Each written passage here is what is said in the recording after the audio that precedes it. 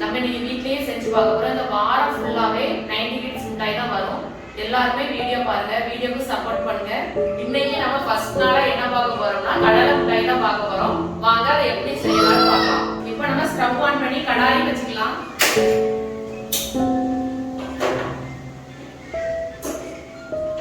கடலை மிட்டாய் செய்யறதுக்கு 1 கப் வேர்க்கடலை, நல்ல தொளி வறுத்த வேர்க்கடலை தான் நல்லா தொளி எடுத்து வச்சிருக்கேன். அதுக்கு 1 கப் வெல்லம். கடாய் நல்லா சூடானதுக்கு அப்புறம் நம்ம செய்ய ஆரம்பிக்கலாம். கடாய் நல்லா சூடாயிட்டு அதுல நம்ம இப்போ 1 கப் வெல்லத்தை சேர்த்துக்கலாம். கொஞ்சம் போல தண்ணி ஊத்திக்கலாம். ஊத்தி லேசா நம்ம கிண்டி விட்டுக்கலாம். வெல்லம் நல்லா கரைஞ்சிட்டு இருக்கு பாத்துக்காங்க. இதுக்கு பதம் பார்க்கணும். நான் எப்படி பதம் பார்க்கணும்னு காட்டுறேன். பாருங்க, இப்படி போட்ட உடனே தண்ணியில கரையக்கூடாது.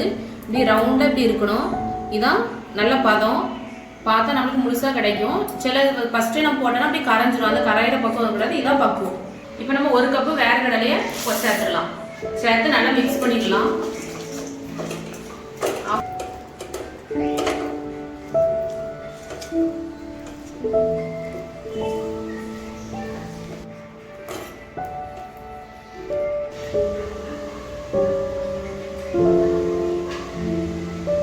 இந்த லேஸ் சூட்டோடையே நம்ம உருட்டி எடுத்துடணும்.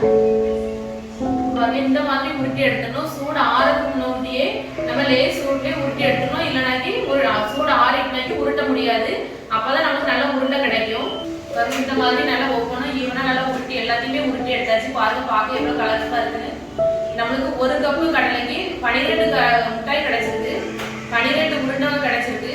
நம்ம இந்த மாதிரி நல்லா சுத்தமா நம்ம வீட்லயே நம்ம செஞ்சு சாப்பிடலாம். அவ்வளவு டேஸ்டா இருக்கும். நம்ம கடையில வாங்கி சாப்பிடுறத பிள்ளைங்களுக்கு இந்த மாதிரி வீட்லயே நல்லா சுத்தமா நம்ம செஞ்சு சாப்பிடலாம். இந்த வெல்லத்தை நம்ம வடிகட்ட வேண்டியதில்லை. நம்ம சுத்தமான நல்லா பியூர் வெல்லம் தான் நம்ம எடுத்திருக்கோம். அதனால நம்ம வெல்லத்துல எந்த ஒரு தூசி எதுவுமே இருக்காது. அதை வடிகட்டாட்டா அப்படி நம்ம டைரக்டாவே கடலை சேர்த்து நம்ம உருண்டை பிடிச்சிடலாம்.